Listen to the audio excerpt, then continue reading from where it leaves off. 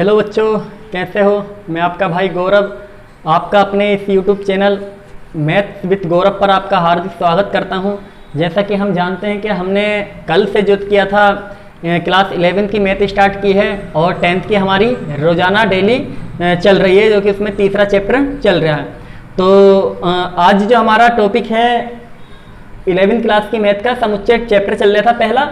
उसमें हमने कल देख लिया था कि समुच्चय क्या होता है और समुच्चय सुपरिभाषित क्या होता है। कुछ हमने संग्रह देखे, कौन सुपरिभाषित था कौन सुपरिभाषित नहीं था। तो जो संग्रह सुपरिभाषित था वो समुच्चय था, ठीक देखा था हमने कल। अगर आपने वो वीडियो नहीं देखी है तो सबसे पहले वो वीडियो देखें, इसके बाद इस वीडियो पर आए। उस वीडियो का लिंक आपको इस वीडियो के डिस्क्रिप्शन बॉक्स में मिल जाएगा।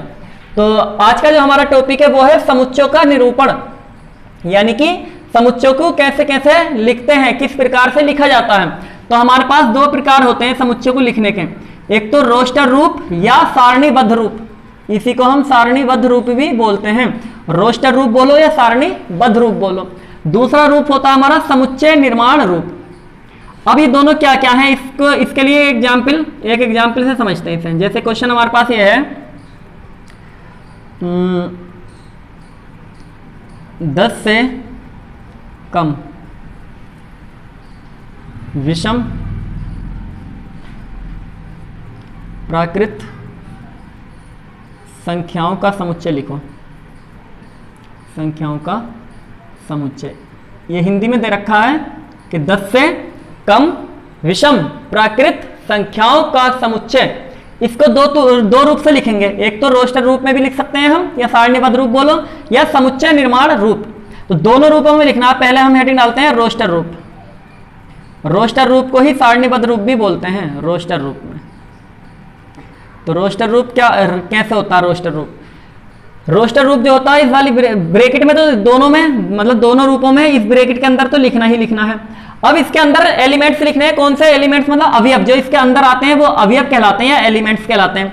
तो कौन से एलिमेंट्स होंगे? 10 से कम विषम। तो 10 से कम, एक भी आगा विषम है, 2 नहीं आगा क्योंकि वो सम हो गया, 3 होगा, 4 नहीं होगा सम है वो, 5 होगा, 6 सम है, 7 होगा, 8 सम है, 9 होगा, 10 नहीं होगा क्योंकि 10 सम है। और 10 से छोटी विषम संख्या चाहिए हमें, 10 से छोटी विषम प्राकृत संख्याओं का समुच्चय। तो ये जो आ गया हमारा, ये एक समुच्चय निकल के आ गया हमारा, जो कि कैसा है? 10 से कम विषम प्राकृतिक संख्याओं का समुच्चय। तो इस वाले रूप को या एक सारणी के रूप में लिख दिया ना हमने, एक सारणी बना करके, तो इसीलिए इसको रोस्टर रूप या सारणीबद्ध रूप कहते हैं। इतनी बात समझ में आ गई होगी आपको। एक बार देख लीजिए इसको कैसे। रोस्टर रूप क्या होता है? जो भी है उसको एलिमेंट्स के अंदर, इस वाली ब्रैकेट के अंदर एलिमेंट्स को सारे रख दिए जाते हैं, वही हमारा रोस्टर रूप कहलाता है। अब इसके बाद में आता है इसी को हम किसमें समुच्चय निर्माण रूप में कैसे लिखें? समुच्चय निर्माण रूप। समुच्चय निर्माण रूप में क्या करोगे? क्या कर लेते हो? इसका एक मान लेते हैं। माना कि जैसे कोई भी समुच्चय है उसको ए मान लिया, ए मान लो, बी मान लो, कुछ भी मान लो, लेकिन कैपिटल मानते हैं उसको। और जो इसके अंदर एलिमेंट्स लिखे जाते हैं वो स्मॉल लिखे जाते हैं। अंदर एलिमेंट्स स्मॉल लिखे जाएंगे, जैसे एक्स मानोगे, ए मानोगे, बी मानोगे, सी मानोगे, अंदर के अवयवों को तो वो स्मॉल लिखे जाएंगे। और जो बाहर पूरा सेट माना, वो समुच्चय तुमने माना है, उसको कैपिटल लिखोगे। तो हमने लिख दिया कि कोई ए समुच्चय है। अब वो किस प्रकार का समुच्चय यहाँ लगाओगे? उसके अंदर जो एलिमेंट्स है, ये जो है एलिमेंट्स, ये सब आए हैं 1 3 5 7 9, इनको सबको मैंने एक्स मान लिया। एक्स मान लो, वाई मान लो, मतलब अल्फाबेट में से कुछ भी मान लो, लेकिन स्मॉल मानोगे, क्योंकि स्मॉल अंदर एलिमेंट्स भी स्मॉल लेंगे, बाहर कैपिटल मान लिया, इसलिए अलग अलग मानने पड़ेंगे दोनों। ठीक, अब यहाँ पर एक चिन्ह लगाते हैं, जो कि ऐसे करके 2 बिंदी होती हैं, जिसको हम बोलते हैं सच दैट। इसको बोला जाता है इंग्लिश में सच दैट। हिंदी का मतलब होता है इसका इस प्रकार है, इस प्रकार। इसका मतलब है ये 2 बिंदी लगी होंगी। अब हम ऐसा तो लिखेंगे नहीं मैथ में कि पूरी हिंदी की लिखते जाओ कि अब एक्स लगा दिया फिर लिखो इस प्रकार है, तो हम ये 2 बिंदी लगा देंगे। इसका मतलब क्या होगा? एक्स जो है इस प्रकार है, एक्स के बाद में यहाँ लगा दी हमने 2 बिंदी है, ये है सच दैट। सच दैट मतलब ए बराबर ब्रैकेट एक्स सच दैट, यानी कि एक्स इस प्रकार है। अब बताओगे किस प्रकार है? कि जो एक्स है ना, जो ये एक्स है, ये क्या है? ये है 10 से कम विषम प्राकृतिक संख्याएं। एक्स 10 से कम, ये लिखोगे फिर विषम प्राकृत संख्या है,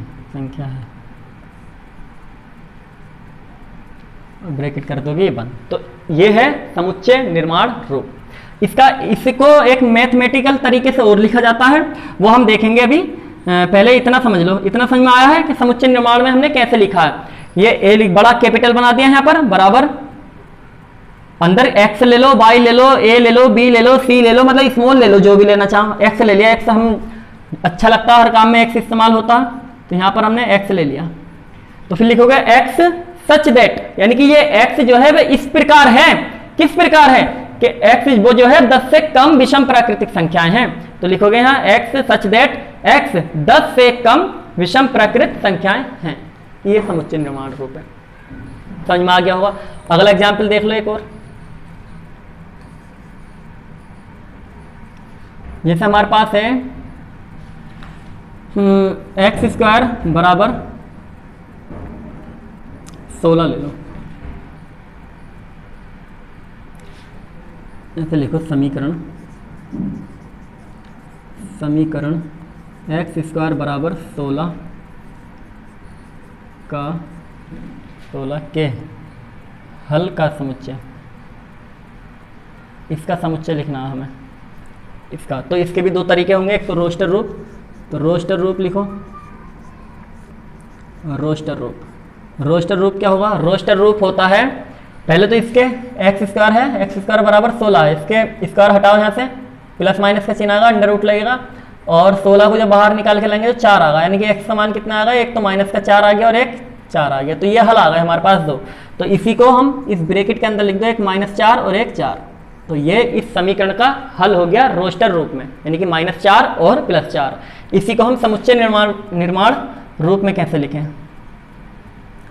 समुच्चय निर्माण रूप। तो वही बताया कि a मान लोगे, इसको ब्रैकेट लगाओगे ये, फिर जो भी एलिमेंट्स ये अंदर आए हैं इनको क्या मान लोगे? x मान लोगे, फिर सच दैट लगाओगे। अब बताओगे x क्या क्या है, किस प्रकार का है, मतलब x सच दैट x इस प्रकार है कि ये जो है x वो एक्स स्क्वायर बराबर 16 के हल का समुच्चय है। अच्छा, यहाँ पर हम x मत लो, यहाँ पर y ले लो। ऐसा क्यों किया है? क्योंकि समीकरण में भी x आ रहा, समीकरण में, इस समीकरण में भी x आ रहा है और हमने एलिमेंट्स भी अंदर x मान लिए। तो ऐसे x जो है कई बार लिखा हुआ दिखेगा, तो हम यहाँ पर y मान लेते हैं और ये जो x है वो उसमें यही रहने देते हैं। तो यानी कि y सच दैट y क्या है? इस प्रकार है कि y जो है वो एक्स स्क्वायर बराबर 16 का हल है। इतना लिखना कि a बराबर y सच दैट, यानी कि फिर इस y को बताओगे कि y क्या है? y जो है एक्स स्क्वायर बराबर 16 का हल है, 16 का हल है।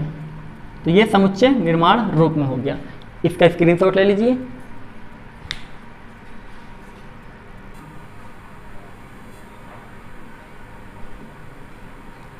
देखिए अगला एग्जाम्पल है हमारा कि अंग्रेजी वर्णमाला के स्वरों का समुच्चय। तो इसे भी हम दो प्रकार से करेंगे, एक तो रोस्टर रूप में, रोस्टर रूप क्या होगा? जो भी ब्रैकेट लगाई, ब्रैकेट कैसे लगती है ये बनाया इस प्रकार से, थोड़ा इस प्रकार से कर दिया। अब इसके बाद में अंग्रेजी वर्णमाला के स्वर कौन कौन से होते हैं सब लिख दो, ए ई आई ओ यू, यही होते हैं भाई। तो ये रोस्टर रूप में हो गया। अब इसी को समुच्चय निर्माण रूप में कैसे लिखोगे? समुच्चय निर्माण रूप। तो क्या करोगे उसके लिए? ए मान लोगे इसे।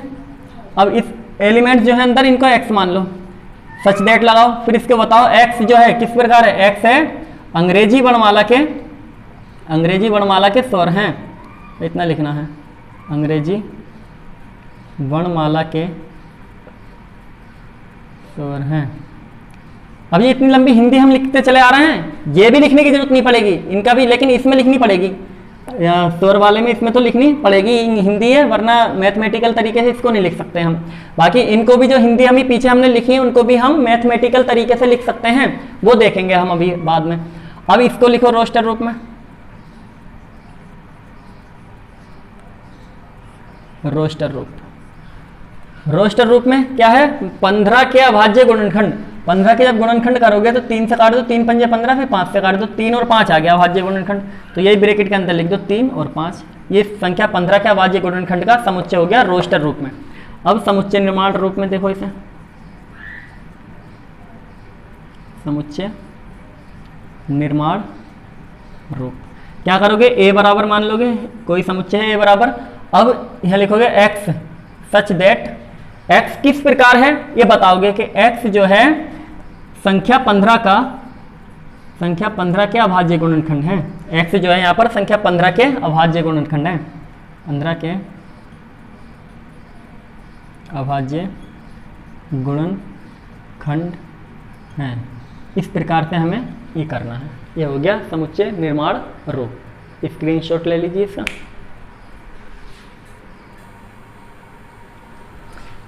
अब देखिए इसके बाद हमारे कुछ महत्वपूर्ण समुच्चय हैं। कुछ महत्वपूर्ण समुच्चय लिखा होगा, जैसे हम यहाँ a बराबर लेते थे, a बराबर जैसे मैंने समुच्चय निर्माण रूप में लिखा था, वहाँ कई जगह तुम्हें n लिखा हुआ मिलेगा, w लिखा हुआ मिलेगा, z लिखा दिखेगा, या क्वेश्चन में ऐसे करके बोलेगा कि r है, r से r में परिभाषित है, या z में परिभाषित है, w में परिभाषित है, या n से परिभाषित है।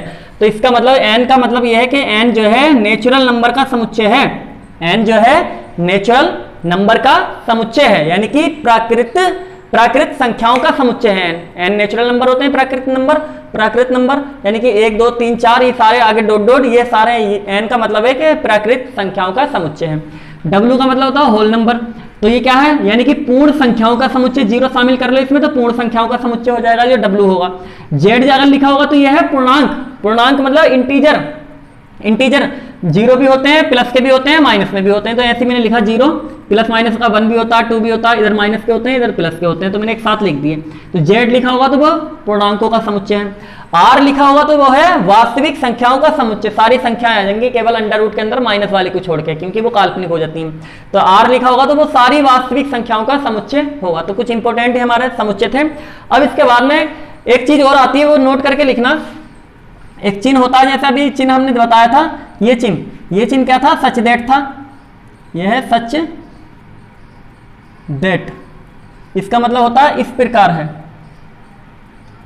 इस प्रकार है। ऐसे ही एक हमारे पास आता है इस प्रकार का चिन्ह, ये ऐसा बनाया और ये कर दिया, ये चिन्ह होता है, इसको बोलते हैं बिलोंग्स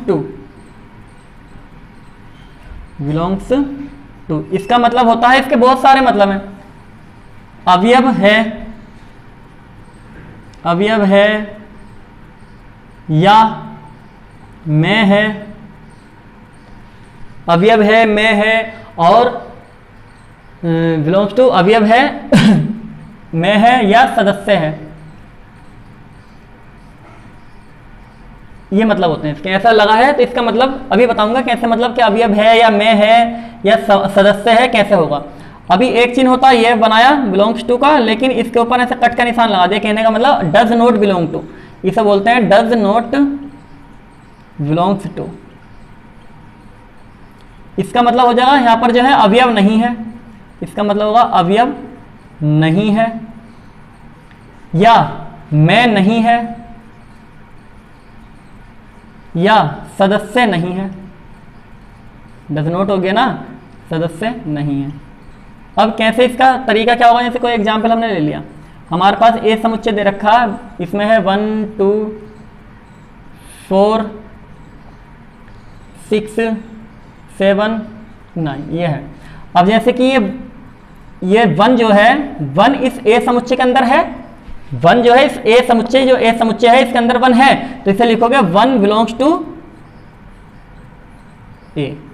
इसका मतलब यह है कि ये 1 जो है इस ए के अंदर है, तो वही लिखा, या ऐसे बोल दो कि 1 अवयव है ए का, ये तो लिखा अवयव है किसका, ए का। इसमें ये 1 जो है इस ए के अंदर है, नहीं है तो डज नॉट लगा देंगे। ऐसे ही 2 है तो 2 के आगे ये 2 बिलोंग्स टू ए। ऐसे 3, अब 3 उसके अंदर नहीं है, 3 इसमें नहीं है, तो यहाँ लिखोगे डज नॉट बिलोंग टू ए, यानी कि 3 जो है ए के अंदर नहीं है। ऐसे ही 4 है तो यहाँ लिखोगे 4 बिलोंग्स टू ए, यानी कि 4 इसके अंदर है। ऐसे ही 5 नहीं है तो 5 के आगे लगा दोगे डज नॉट बिलोंग टू ए। ऐसे 6 इसके अंदर है तो 6 बिलोंग्स टू ए, 7 भी है तो 7 बिलोंग्स टू ए, 8 नहीं है तो 8 को लिखोगे 8 डज नॉट बिलोंग टू ए, 9 इसमें है तो 9 बिलोंग्स टू ए, 10 इसमें नहीं है तो 10 डज नॉट बिलोंग, मतलब 10 डज नॉट बिलोंग टू ए। तो जो इसके अंदर होगा उसके बिलोंग टू लगाते हैं, जो नहीं होगा वो डज नॉट बिलोंग टू। ये बता रहा है कि एक जो है इस ए के अंदर है, तो ये चिन्ह बताता है कि एक इस अवयव का मतलब इस समुच्चय का सदस्य है या इसमें है या अवयव है, ये बोल सकते हैं कि एक ए का अवयव भी है या एक जो है समुच्चय ए में है या एक ए का सदस्य है, ऐसे बोल सकते हैं हम। तो ये होता हमारा बिलोंग्स टू, ये डज नॉट बिलोंग्स टू, इसका मतलब अवयव नहीं है, में नहीं है, सदस्य नहीं है। इसका स्क्रीनशॉट ले लीजिए, इसकी जरूरत हमें पड़ेगी। तो आज के लिए हम इतने ही रखते हैं। इसके बाद में हम अगला टॉपिक हमारा जो होगा, हम कुछ एक्सरसाइज के सवाल देखेंगे कि कौन समुच्चय है, कैसे हम पहचाने उनको रोस्टर रूप में। अब इतना पढ़ लिया। अब समुच्चय के प्रकार जो होंगे, एक्सरसाइज के सवाल करने के बाद समुच्चय के हम प्रकारों को देखेंगे। तो कल आपको वीडियो जो मिलेगी मतलब कुछ सवाल होंगे, उनको हम देखेंगे कौन समुच्चय है और कैसे हम उन समुच्चयों को रोस्टर या समुच्चय निर्माण रूप में लिख सकते हैं। तो आज के लिए इतना ही। Thank you.